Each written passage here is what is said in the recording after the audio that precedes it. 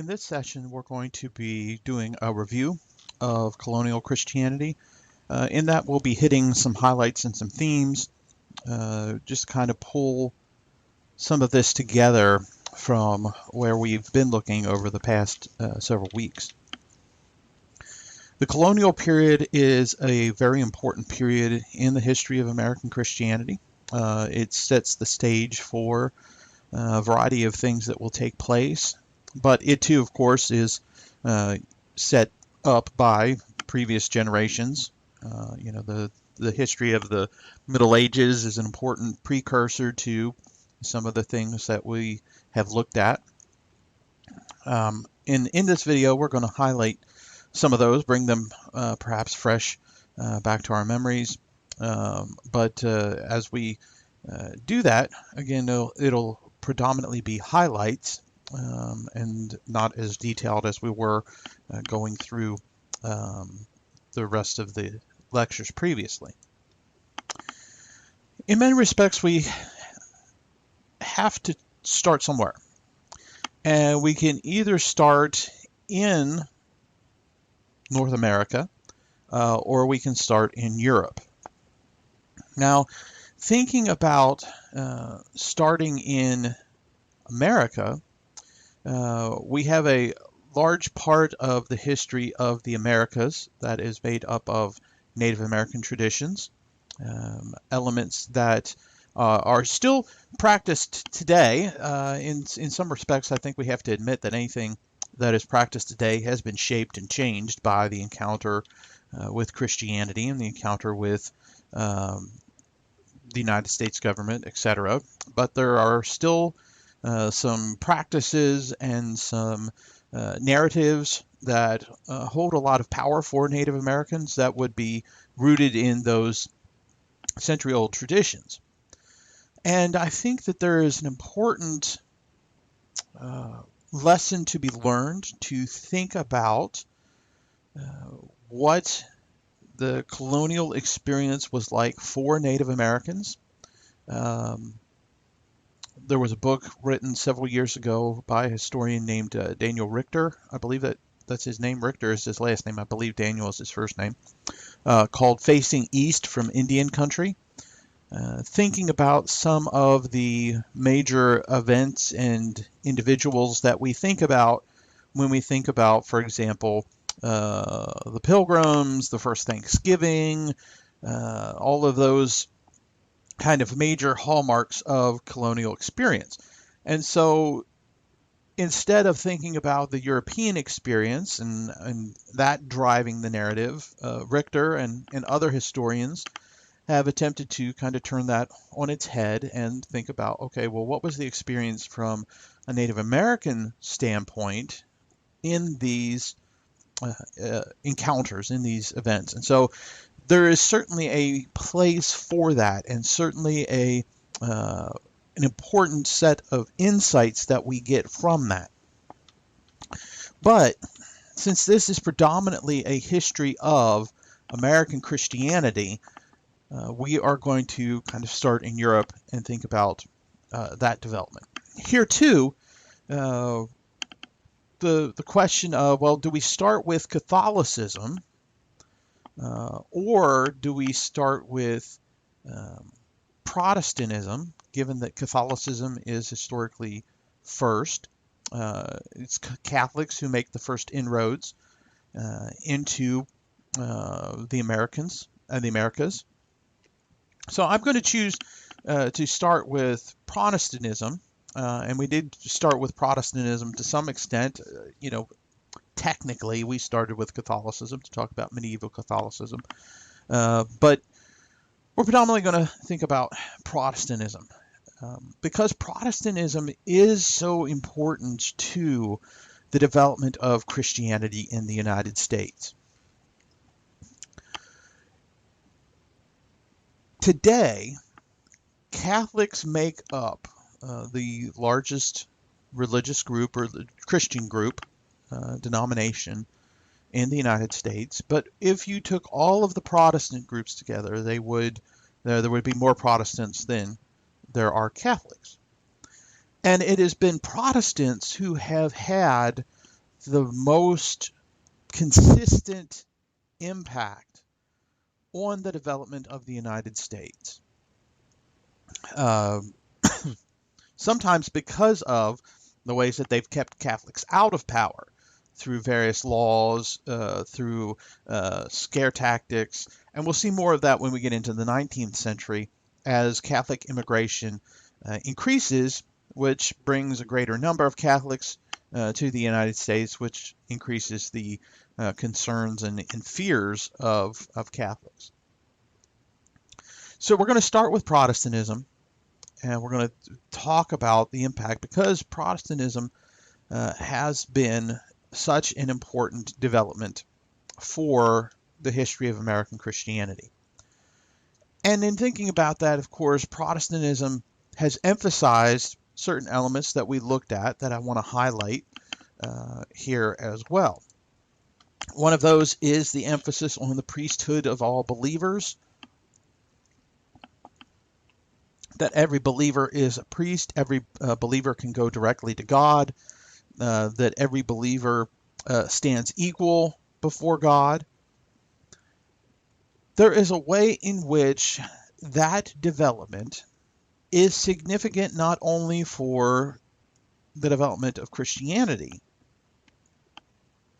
and how it changes in the United States and how it evolves in the United States.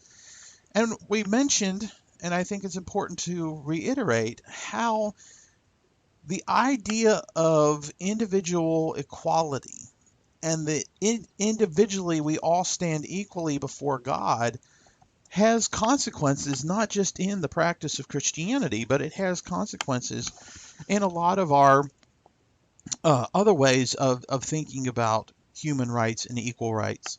That it's not completely divorced from Christianity. Now, in a sense, of course, there are certainly a lot of groups today and throughout American history that have pushed for equal rights that don't and human rights that don't have a direct connection with Protestantism. But I think that there's a way in which this idea of us all standing equally before God sets the stage for other developments.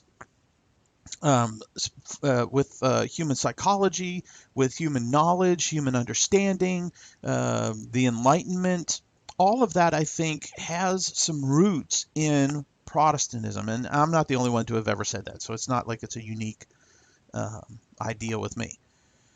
But the idea that we can all stand before God without the need of an intermediary like a priest or a saint, that really, if we're coming through the name of Jesus, we don't need another human mediator.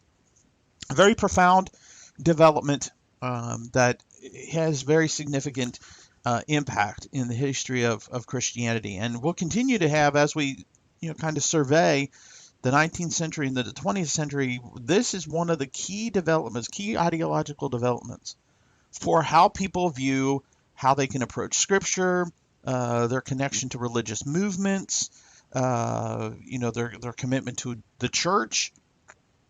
I think, for example, more recent developments that have tended to privilege an individual's relationship to Jesus over one's connection to quote-unquote religion or quote-unquote the church. I think all of that is outgrowths of this priesthood of all believers. Now, when Martin Luther emphasized this, when it was picked up by other Protestants, they certainly did not have any sort of notion that that's what they meant. But often, as is often the case, once the words are out there, once the idea is out there, you have lost control over that idea. You've lost control over those words because people will take them and develop them as they see fit. And that too is also kind of connected with the idea of calling or vocation, the holiness of one's vocation. Certainly Protestantism did not destroy a specific need for a ministerial vocation or calling. But it did emphasize the idea that all callings, all vocations are holy in God's sight. That, again, using the classic Lutheran idea about being a street sweeper is just as holy before God as being a minister is.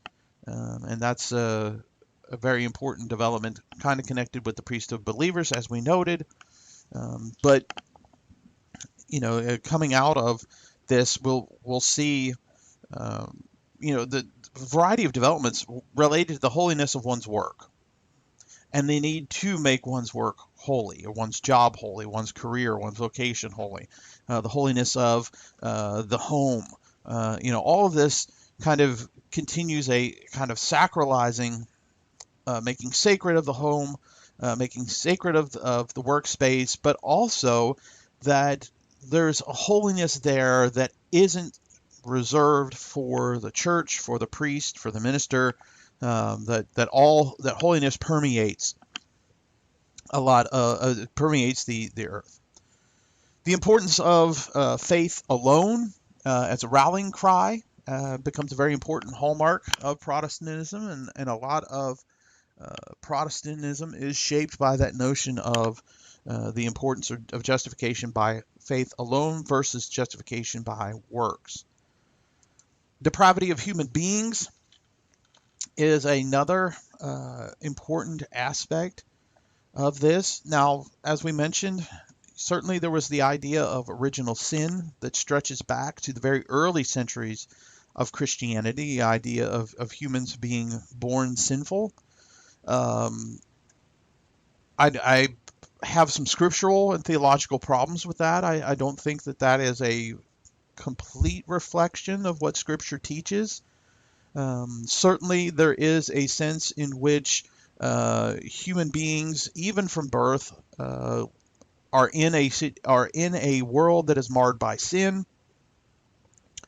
But through Protestantism, they had taken some of those precursor types of ideas and expanded them, really focused on the pervasiveness of sin.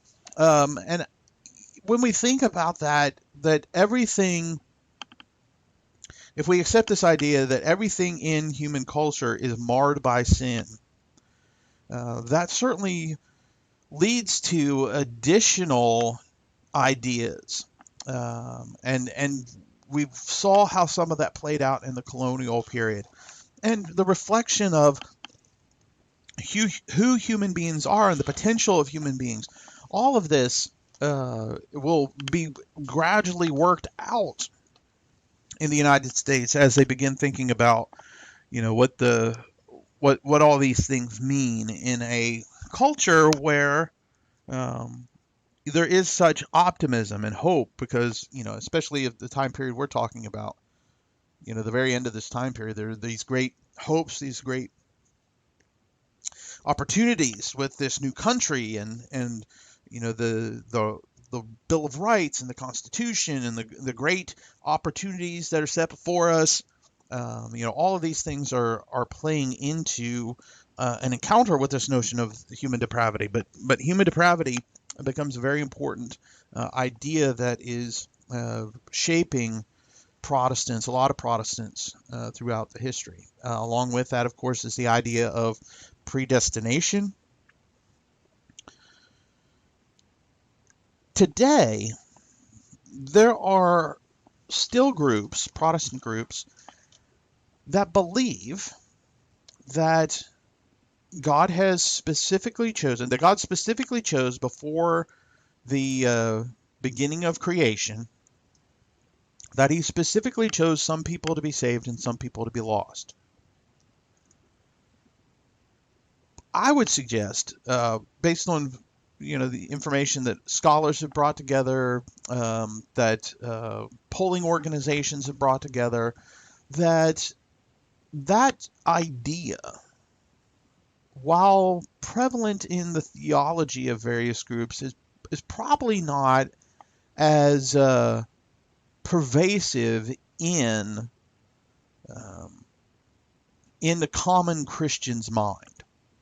Right? They might give lip service to it because, it's a teaching of their group, it's a teaching of their tradition, their denomination, and so they'll hold on to it. But I think that we see kind of some holdovers from that. So even though a lot of Christians today, and again, remember, we're using the term Christian very broadly in this class, a lot of Christians today would have problems with the idea of God choosing some people to be lost, and those people have nothing they can do about it.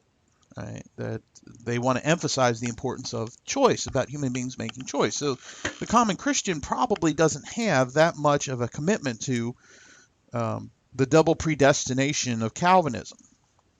But we do, I think, see a pervasive ideology in Protestantism of the idea that God has a predestined will for us, and that it is part of our responsibility to find out what that will is. Right? I want to know what God's will is for me. I want to know what God's purpose is for me. And so there's an idea that God has a predestined purpose for everyone. And I think that there's some problematic things about that theologically, but I do think that this is, again, one of those ideas that kind of maintains itself and is pervasive, I think, even beyond groups that would be historically from the more Reformed or Calvinist tradition. And then finally, not finally, we have another one. We emphasize the importance of a legal understanding of the Bible, that the way that you approach the Bible is from a legal standpoint, and thinking about what is included in the Bible, what the Bible is. Yes, Protestants would have recognized that the Bible was more than just laws, but right, it's more than just legal material. But in thinking about how you approach the Bible, how you determine what the Bible teaches about specific subjects, about what kind of actions and practices are favorable to God or are favorable in God's sight, right? You approach it kind of from a legalistic standpoint. And then finally, the importance of the Holy Commonwealth, this desire to establish the kingdom of God in a way in which it is a kind of uniting of state and church.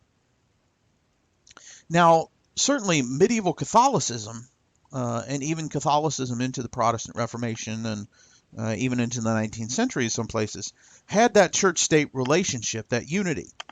But the ways in which Protestants thought about that unity was quite different than Catholics, and one of the biggest ones, of course, would be the issue of the Pope and what kind of role the Pope would have had.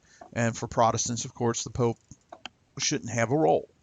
Right? The Pope should give up his papacy, but there's still the desire to have a unified church and state, or at least have an influence on the state from the church, and kind of a uniting of these two spheres, in which it's not only about developing and living life in the church, but that you have a sphere of holiness, a city, a state of holiness that reflects God's desires.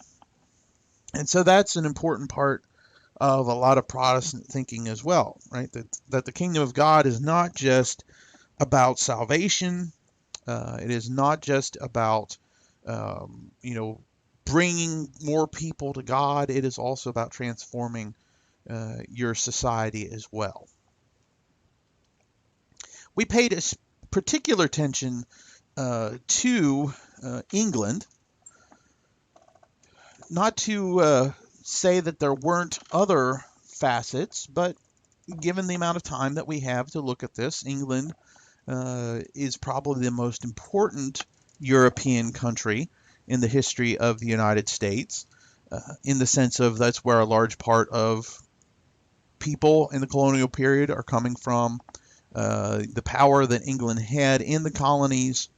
If we had more time and we were taking a more expansive view, I should say, we would look at other European countries, and we did touch on some other European countries we'll mention here in a little bit. But England, of course, is the major one. Now, I'm not going to go back through and talk about all of the religious positions of the various monarchs, the kings and queens that we looked at. And we spent much more of a detailed uh, attention to them in that session.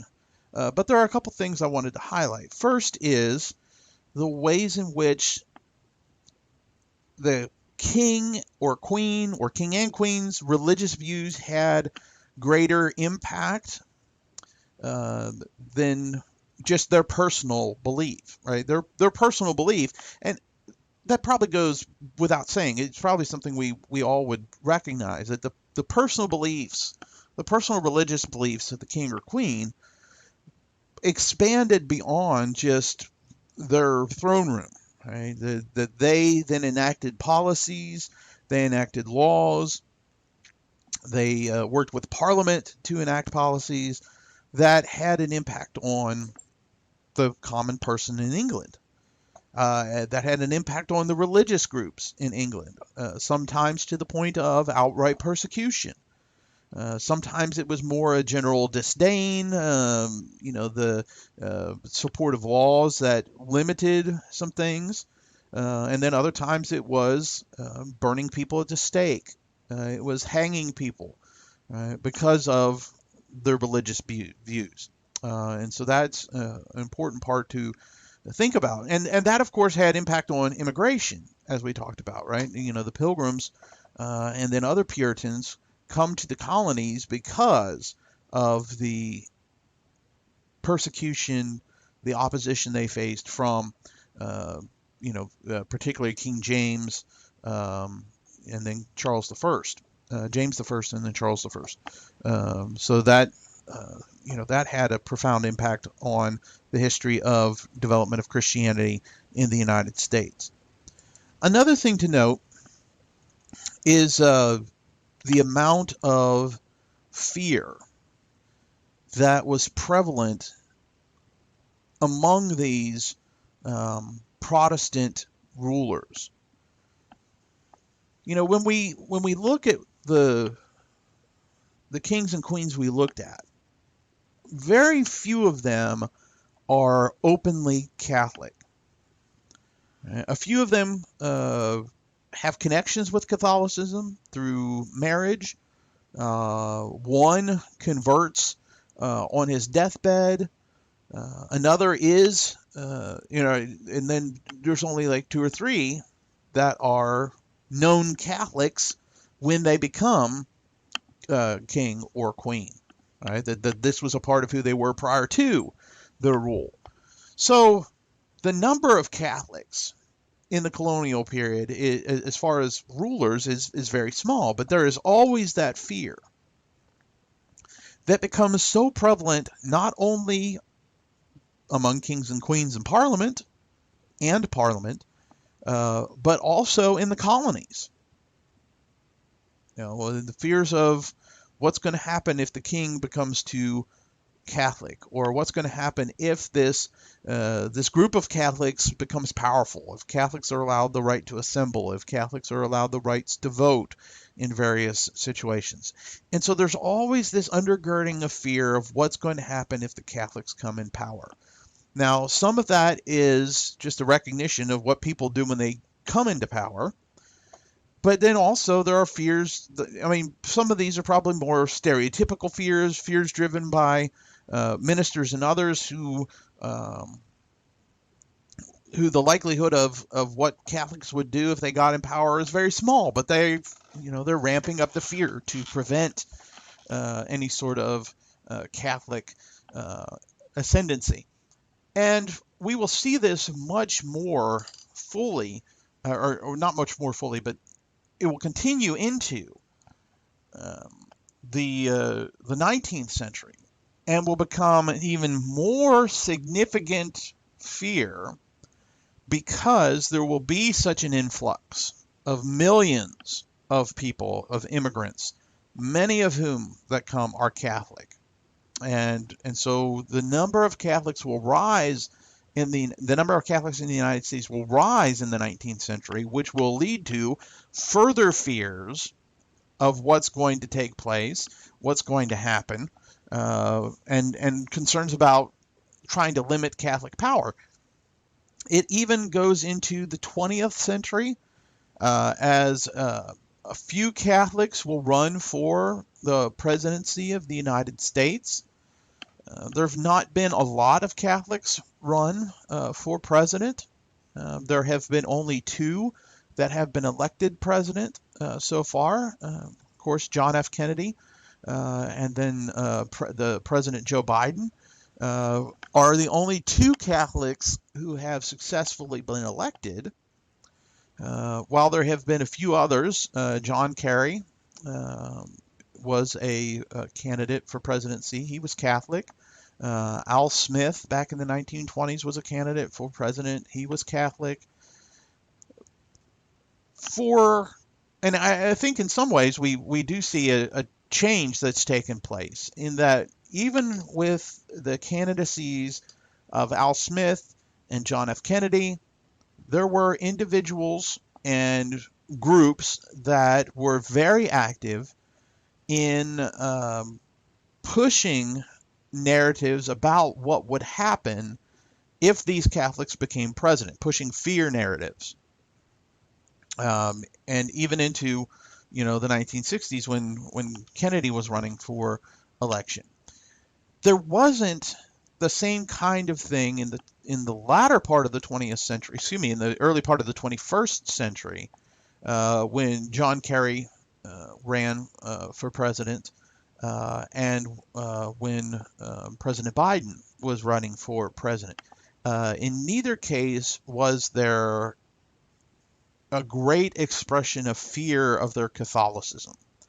Certainly there were concerns about their moral positions related to abortion, and so there were stories and discussions about, well, how can these individuals who are Catholic and quite committed to their Catholicism — President Biden is an active church attender — how can that line up with their positions of being in favor of a woman's right to choose? But that wasn't so much an attack on their Catholicism as it was an attack on their, the actual fact that they were Catholics, as much as it was attacked on some of their moral stances that people disagreed with. So by the 21st century, those fears of Catholic power have decreased, but that was something that was prevalent even into the 20th century. And it is this deep-seated antagonism that goes the whole way back to the Protestant Reformation, but is especially nuanced in the American perspective from some of these fears that develop related to Catholic monarchs. And then also, I think important to highlight here, of course, is what is known as dissenting Protestantism. These various English Protestant groups that pop up through the colonial period, through the English monarchs that we looked at. These are non-Anglican groups that that were not a part of the Church of England or the Anglican Church, and they just begin to pop up. We're talking about the Baptists, of course, the Puritans. Toward the mid part of the 18th century, it'll be the Methodists. Methodism isn't the same kind of dissenting Protestantism in the sense that Methodism is tied to Anglicanism, so it probably wouldn't be appropriate to refer to them as dissenters, but it does reflect that you have these different groups popping up, some of which are breaking from the breaking from the Church of England, distinctly separating themselves. Some wanting to reform the Church of England, certain types of Puritanism, for example, Methodism, of course. Both of these are kind of meant to be renewal reform movements, but both eventually separate from the church. Let's switch and highlight some things we talked about with respect to Catholicism in the colonies, beginning slightly before a lot of the Protestant influx. We talked about specifically two efforts, mission work by the Spanish, mission work by the French. For the Spanish, of course, we emphasized that essentially the goal for Spanish missionaries, again, we're speaking very broadly, stereotypically, a lot more nuance than this in reality, but when we only have a brief overview, trying to hold on to some ideas here. The goal of the Franciscans, especially, but other Spanish groups as well, was to try to incorporate or instantiate Spanish culture among the natives, right? So force them to wear Spanish dress, learn Spanish, develop other types of Spanish customs. Now, certainly, converting them to Catholicism was a part of that, but the focus is more on, bringing them to Spanish culture. One of the major policies that was used to try to achieve that was the idea of encomienda, right, which were these huge tracts of land that were given to colonists to entice them to come over to the Americas. And so they'd get these large estates, and then they would get the basically the enslaved labor of the Native Americans on that land, with the kind of stipulation that you would teach them Catholicism, that you'd instruct them in Catholicism. And we talked about how basically this develops into slave labor. It is not any type of successful evangelism method that continues to some extent for some time, even after it is done away with, even after the Pope speaks against certain foundational ideas. And if we had more time, we would talk about some other ideas related to this, and thinking about one of the challenges that is faced here is the question of whether or not natives have souls, whether or not they can become Christian.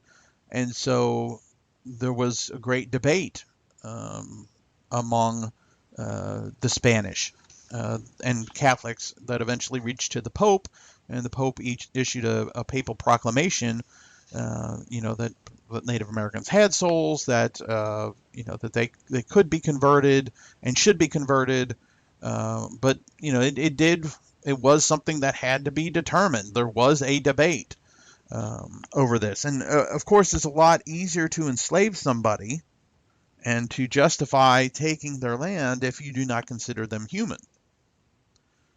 And so that was a problem that that was present in Catholic missionary endeavors, is the ways in which they looked at natives. And then finally, with Spain, Spain, we talked about the importance of the mission strategy, of these efforts of creating these places that mimicked Spanish towns, that were often placed in places that were very sacred to a variety of Native American tribes, and so that had an impact on, how Native society developed, and kind of the fracturing of Native society. Did lead to a variety of rebellions at various times, and resistance, which we didn't really talk about at the time, but both in Central America, southwestern, what's now today the United States, South America, etc. There were various efforts at kind of overthrowing some of this effort, some of which was more successful than others at various times.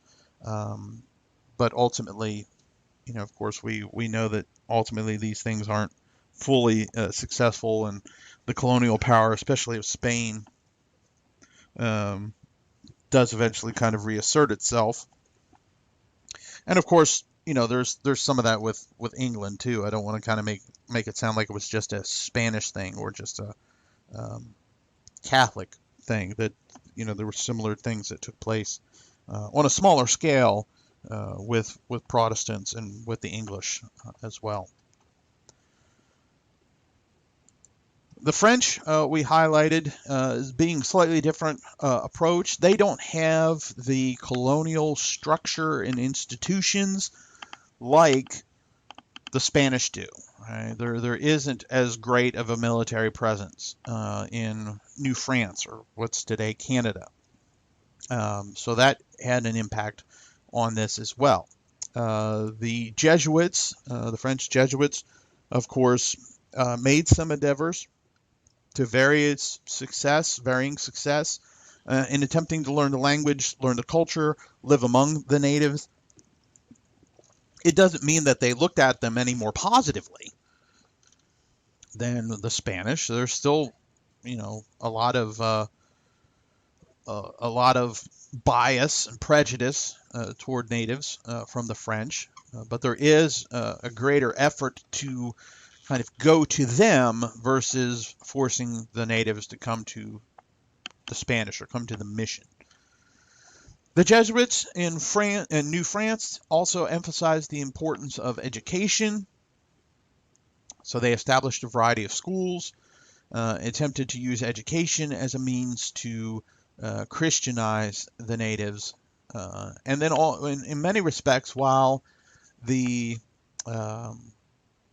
Spanish effort was more about forced conversion, the French effort was more about persuasion and trying to persuade natives, because if the French had a greater militaristic presence in New France like the Spanish did in New Spain, you probably would see very much similar types of approach. And there are cases where we do see some of that, using coercion, using of militaristic force to attempt to bring about the conversion of native populations. It's just not to the same scale as it is with the Spanish.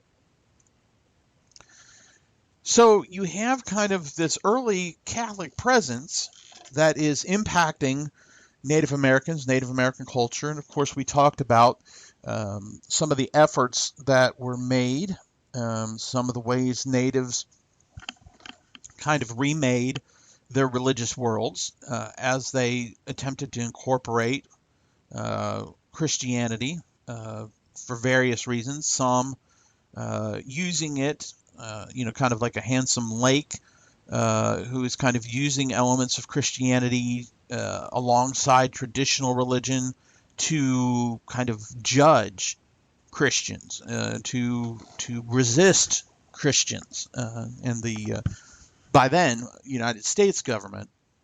And so there's, for Handsome Lake and others like him, it was more about using Christian ideology, Christian symbols to resist that.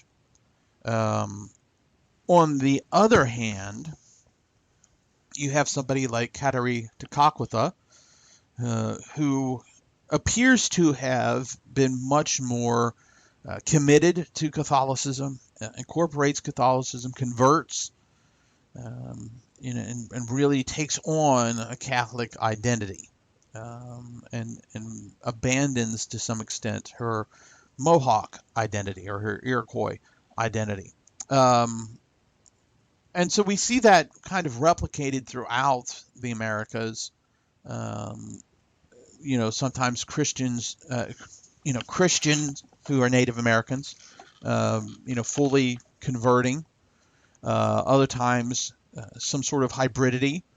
If we look at Latin American Catholicism, will and the experience of Latinos today, we see some places where there is some amalgamation, some hybridity of taking traditional concepts alongside of Catholic concepts.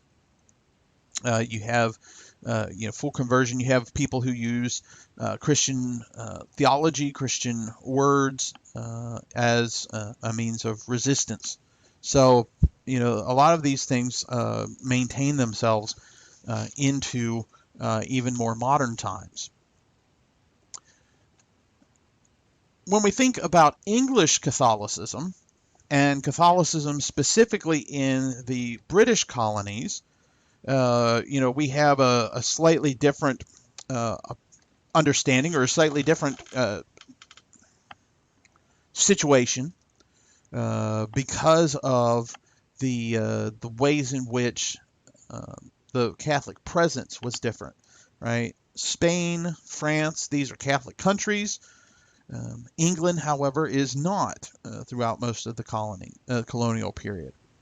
And so when Catholics are coming from England, they are coming usually to escape persecution. They are coming in smaller groups. Yes, there are some cases, like with the Maryland, where you have sizable groups of Catholics that come, but even then, Maryland is not a Catholic country. A Catholic colony. So that, you don't have the same kind of presence of Catholics. And so it's important to remember some of those facets of Catholicism in the colonial period, because it will be quite different in the 19th century with the influx of immigrants. Remember that during the colonial period, most Catholics were rural. They tended to not live in the cities. Certainly there were Catholics in the cities, the major cities like New York or Philadelphia, but a lot of them were rural, living spaced out, living apart from other Catholics, which made it difficult to connect with other Catholics. It's certainly not the situation, even in like what it was in England, but let alone a Catholic country where there would have been sizable pockets of Catholic presence. Not the same, certainly not the same situation in North America, colonial British America. That it's a lot more spaced out, separation, not clustered in cities. With there being few Catholics and those Catholics spread out, the fact that there were few priests also added to some of the difficulties that Catholics faced. And this is predominantly, we're just talking now about the presence of Catholics and Catholic experience from a Catholic perspective, let alone, of course, you have a lot of opposition from Protestants and others, and there's laws against Catholicism, right? So outside of just a Catholic world, right, a Catholic setting, there are a lot of other facets that are having an impact here. But the rural Catholics, very few priests, so you're not seeing a priest regularly. There are changes that brings with the sacraments, with other aspects of Catholicism that really change the Catholic experience, even from what it was in England, where there was still persecution, but there would have been a greater presence of Catholics. There would have been more priests. Certainly, it's not anywhere like what it would have been for Catholics in some of the Catholic countries like Spain or France, and some others as we get further into Europe, which meant that Catholicism was more of a domestic Catholicism. Catholicism was centered in the home. It was the mother that shaped a lot of Catholic practice, was responsible for remembering feast days, for remembering other types of religious practices. And so Catholicism became much more about what's done in homes. Now, that will slightly change again in the 19th century, where you have more Catholics, where you have greater prevalence of Catholics in cities, greater prevalence of Catholics in various communities. So it becomes much more of a churchly religion, especially as the immigrants that come to the United States bring that churchly notions with them. But for the colonial period, there was a lot of emphasis on, or a lot of centering on the home as being the center of Catholic life versus the church, the institutional church building, etc. And it was a Catholicism that tended more towards devotionalism, that focused on kind of um, personal piety, personal religious devotion. Because you're not going to the church, the priest isn't there every week, and so it's kind of given more over to the individual to kind of cultivate their religious faith like one would cultivate a garden, right? So you have these devotional manuals like the Garden of the Soul, which are providing prayers and readings and other things like that to try and keep that religious fervor, that religious devotion alive. And so that becomes a very important hallmark of Catholicism in the British colonies throughout this period. We switch back from that to talk about the Puritans.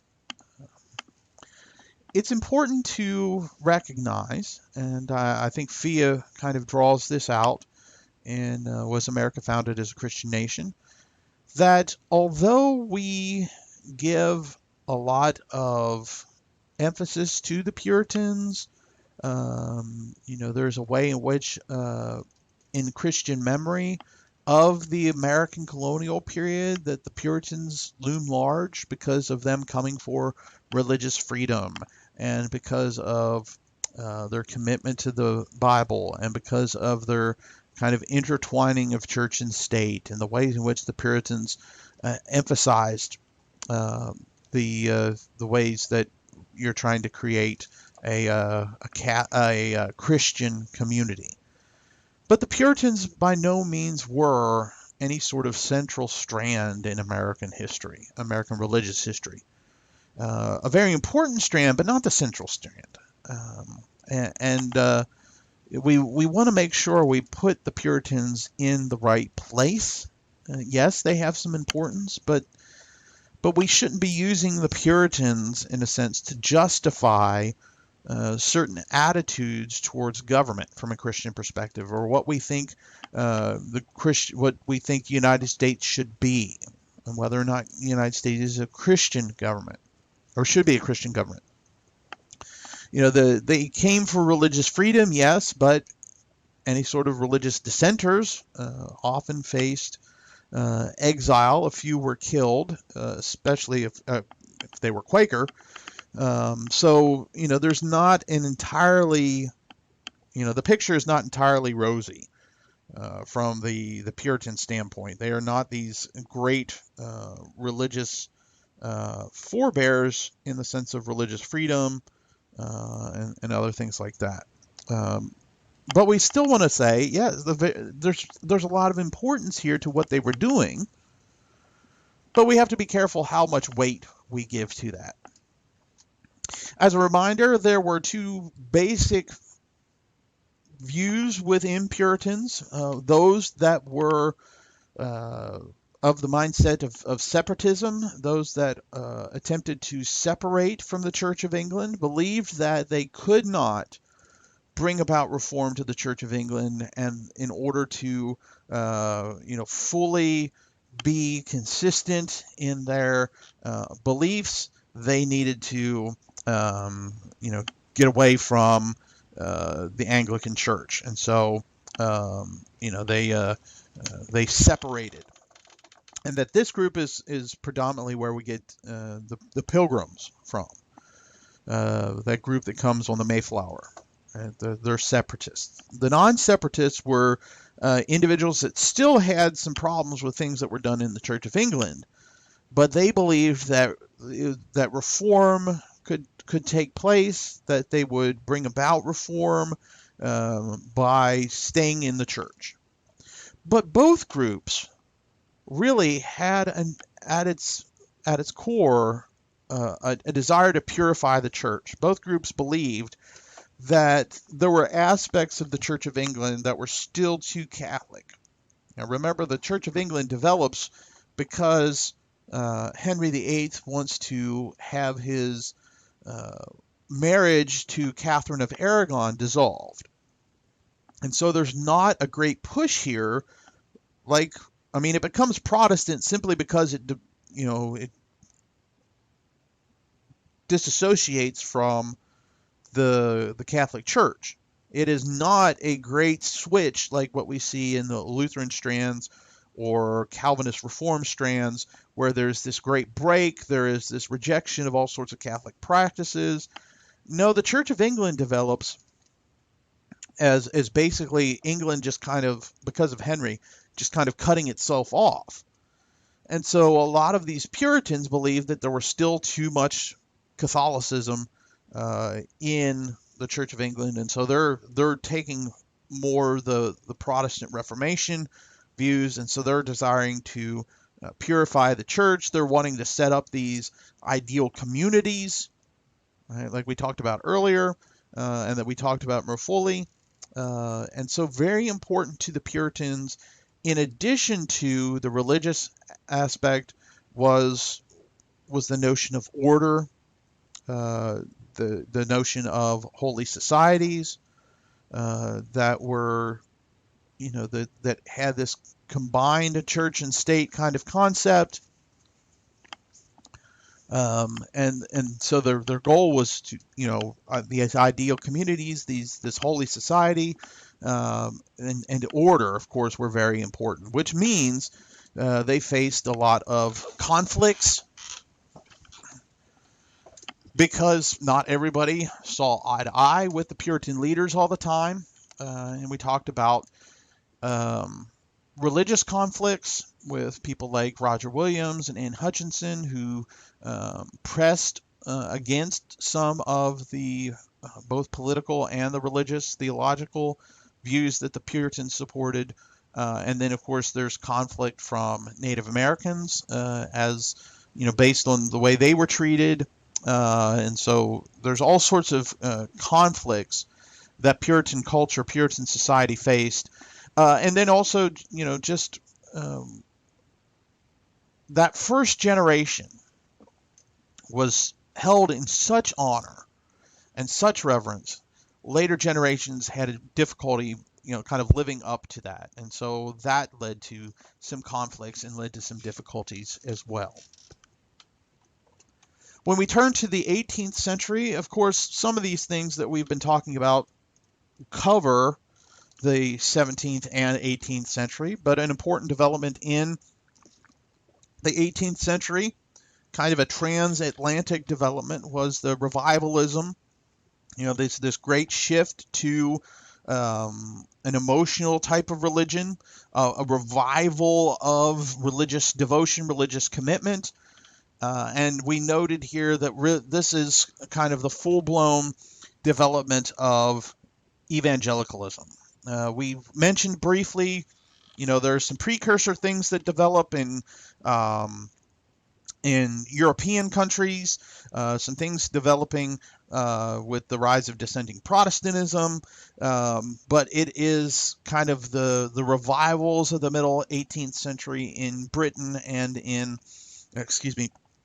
the British colonies that leads to this rise of evangelicalism, which will become a very important religious movement in the United States. It's important in Britain, but not to the same extent as how powerful it really gets in the United States. And then the 20th century, we have a little bit of a different story, so we'll talk about that when we get there. But in the 19th century especially, we'll see evangelicalism really come to prominence here. But it's starting out of these awakenings. And it also evidences the power of emotion. It wasn't that evangelicals or that Protestants in general are abandoning the importance of belief, but there is a privileging of emotion that develops, again, from some European precursors, but the evangelical appeal has more frequently been to the emotions than it has been towards an intellectual appeal. Not that evangelicals necessarily are anti-intellectual, though a lot of them are. A lot of Christians in general are. But evangelicalism has often had a very powerful anti-intellectual strand. But a lot of the religious beliefs of Protestants, religious life of Protestants prior to this has been emphasizing the intellect, has emphasized belief. But the switch here in revivalism begins to privilege the emotions. That becomes evident in the ways that evangelicals begin to preach differently than was than previously. That their approach is to elicit that emotional response rather than any sort of intellectual assent to what's being said. Of course, there was backlash from various Protestant groups.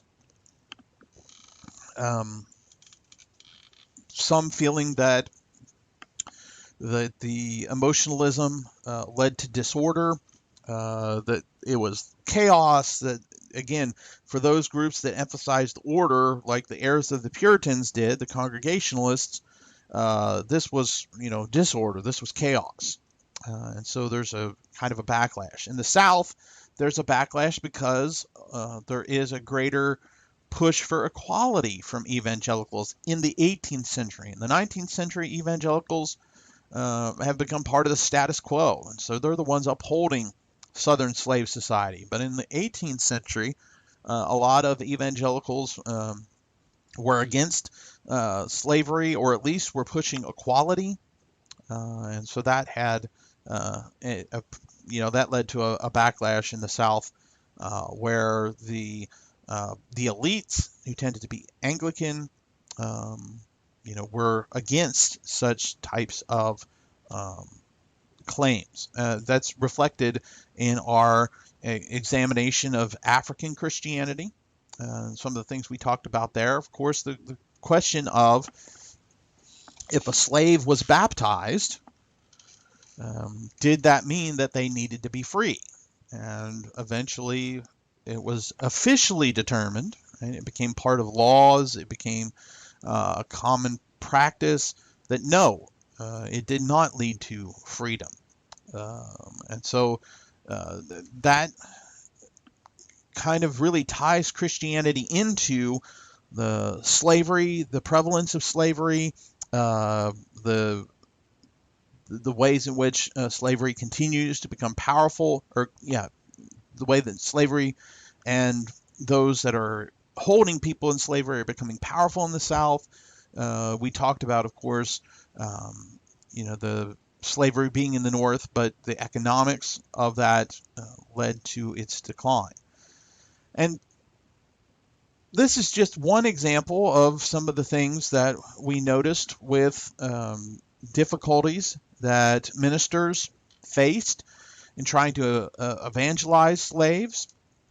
And we talked about, the variety of facets, both from planters, those that were the whites holding people in bondage, the white society, white government.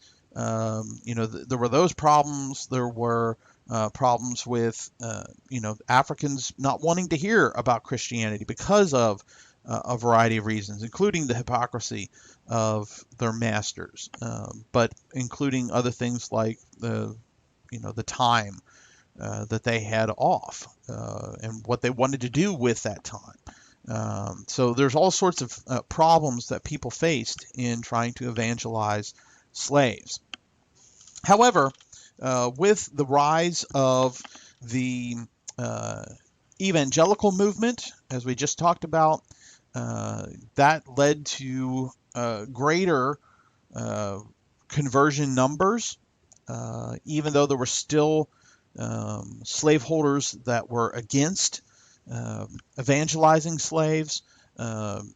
With the Baptists, the Methodists, to some extent the Presbyterians, became much more effective, often due to the rise of black leaders, both as preachers, but then you have a variety of other leaders. We talked about Phyllis Wheatley, who is not a preacher, but she writes poems, and that has an effect on how people are thinking about slavery, how people are thinking about African Americans, African American women.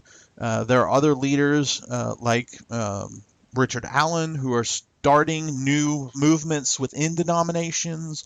There are others that we talked about who are becoming black preachers, and it's the transitions with evangelicalism. It's these black leaders who have become Christian. These types of developments seem to be the things that have led to the greater attention that was given to Christianity, the increase in people, Africans and African Americans, becoming Christian. So that transition. As we finish and begin thinking about closing up the 18th century, we talked a little bit about the diversity um, in the colonies, and that recognizing, kind of depending on how we look at it, in some ways, um, from a Christian perspective, there was not a lot of diversity. A lot of people, 95% were Protestant. Again, we're talking about Anglo Americans. 95% Protestant, 90% of those Calvinist Protestants, 85% of those English-speaking Calvinist Protestants, right? So depending on how we look at it, from one perspective, it's not very diverse. From another perspective, when we think about just the number of groups that were present in the colonies, it is very diverse. Prior to 1690, the two major churches are the Church of England in the South, the Congregationalist Church in New England. But near the Revolution, we've seen a great influx of Presbyterians and Methodists and various ethnic groups, Dutch Reform, German Baptists, Mennonites, right, and on we could go. So if we look at it that perspective, there is a lot of diversity as we get into the mid to late 18th century, but still, in some ways, there's a lot of unity as well.